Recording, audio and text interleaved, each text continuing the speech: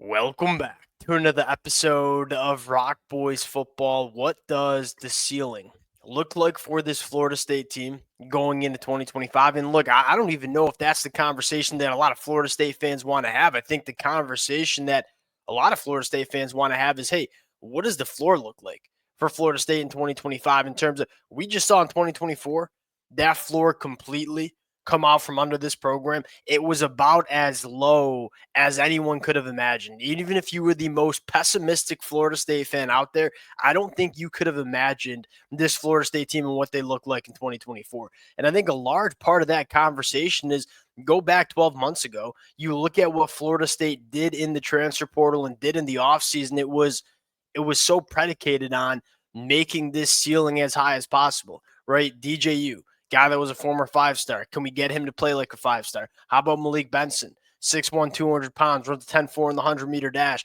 Can we get the elite version of Malik Benson?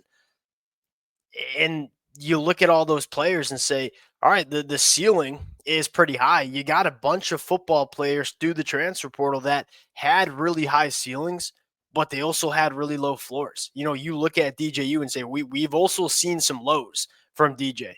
You look at a guy like Malik Benson, who was supposed to be the wide receiver one in this Florida State offense. He's got a ton of potential. I think we all know that. I think there's a reason he went to Oregon. There's a reason Oregon's betting on him. But at the end of the day, Malik Benson was not a proven commodity in the college football landscape. You look at what Florida State did in this offseason, it was much more predicated on, hey, how do we raise the floor for this Florida State team going into 2025? And how can we kind of just work our way back to where we belong as a football program?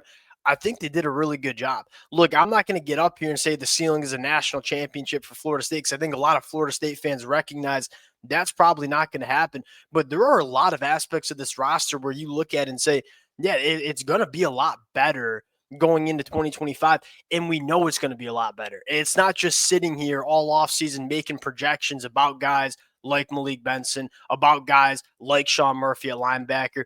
There's a lot of proven commodities on this roster. I want to talk about what it could look like going into 2025. Before we get into it, as always, to the Florida State fans, it's been truly a roller coaster last of an 18 months talking about this team and the amount of support, the amount of y'all who've been rocking with the fellas through the thick and thin.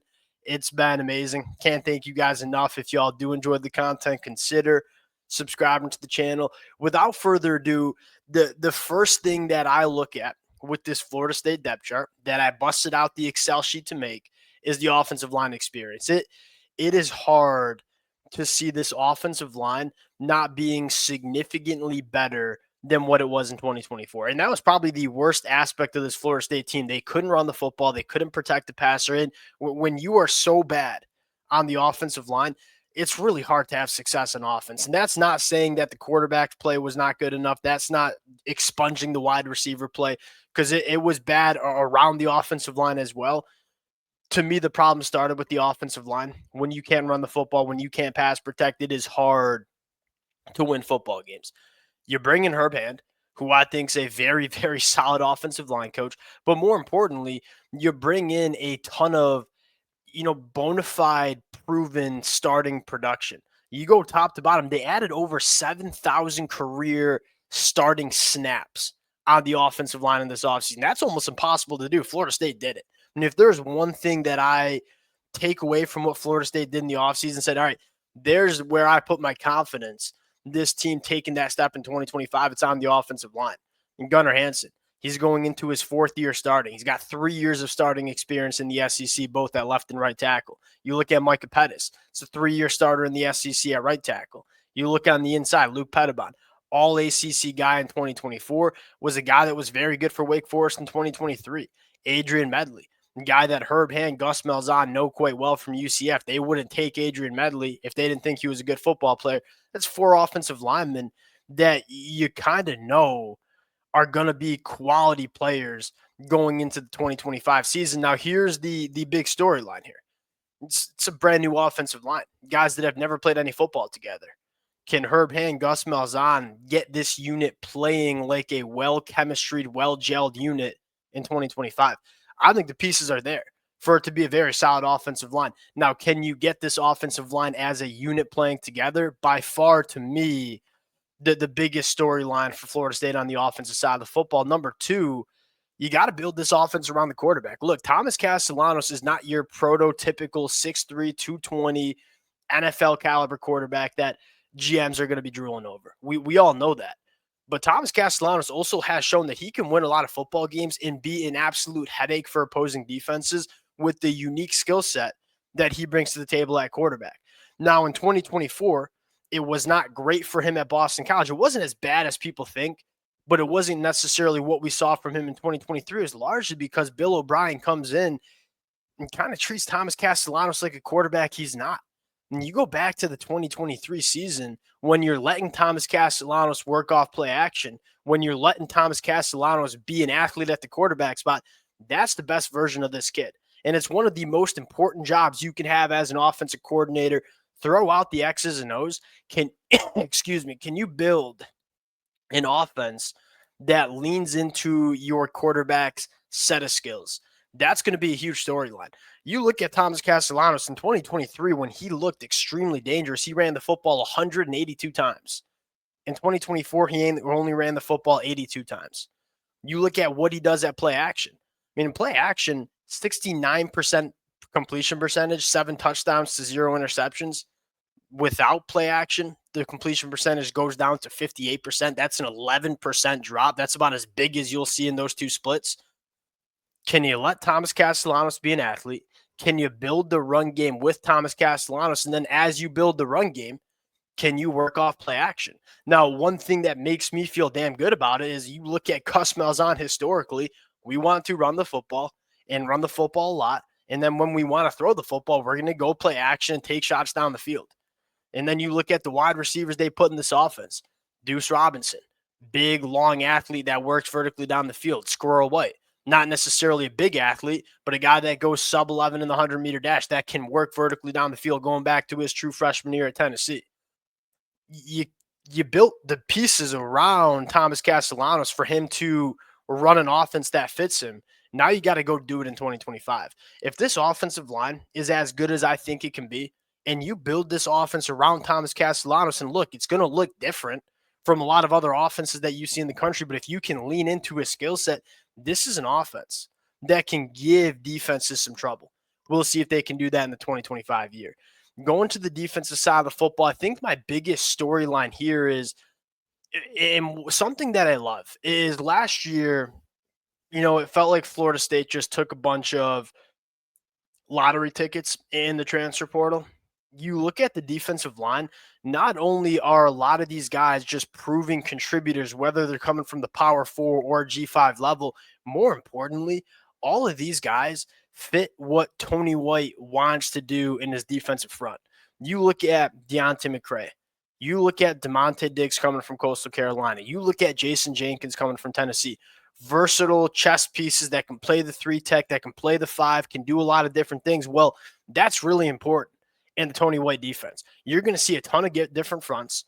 You're going to see a ton of different looks. And when you want to do that on the defensive side of the football, you got to have defensive linemen that can do a lot of different things. You look at a guy like Patrick Payton, there was no versatility there.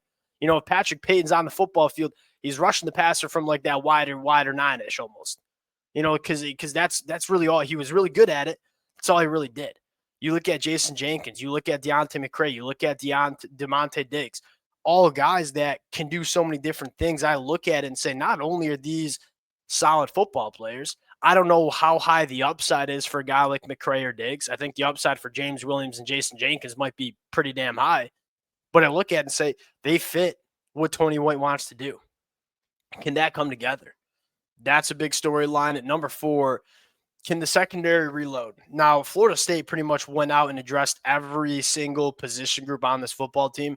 Quarterback, offensive line, wide receiver, defensive line, linebacker. There's a ton of red on this depth chart signifying transfer portal additions. That one position that they didn't really make that many additions to, even though they're losing some really good players in AZ and Fentrell Cypress, was in the back end. What that tells me is, hey, if Florida State felt like there was a need that they needed to fill in the secondary, they would have done so because they did so at every other position. What it tells me is I think Florida State has some confidence in some of these young defensive backs. And it's really been one of the only positions that Florida State has recruited and developed at a high level. And so can this secondary kind of reload from all the talent that they might be losing is probably the last question mark. Look, I don't know how high the ceiling is for Florida State, but what I do feel pretty damn confident in saying is that the ceiling the floor is significantly higher than it was in 2024 because you look top to bottom on this depth chart and say there's not a ton of projection going on. These are proven guys that we know can play. Now, are they all-American, first-team All-ACC guys? That's what we're going to find out. But at least we're not going into the season pretty much looking at the whole depth chart and saying they got to put it together. You know you have some guys. Versus last year, all our talk was, yeah, the ceiling's really high for this Florida State team. Like DJU, former 5-star quarterback, Malik Benson at wide receiver, Sean Murphy. You could go down the list and say there was a bunch of players on that football team last year that we think had high ceilings, but they also had kind of an unknown floor. And we saw that floor kind of exist for Florida State in 2024. They did a really good job putting in that floor this year. And it's hard to see this team completely bottoming out in the 2025 year. And that's kind of what you're looking for Florida State. Let's go stack some wins in 2025. Let's go recruit the high school ranks better. And let's build this program the right way back up to where it belongs, where we're not only winning ACC championships and competing in the college football playoffs, but it's sustainable as well. Because that was the one big question coming out of 2023 was, hey, we love that team. That team was really, really damn good. How sustainable was it? Was probably the question. We got our answer in 2024.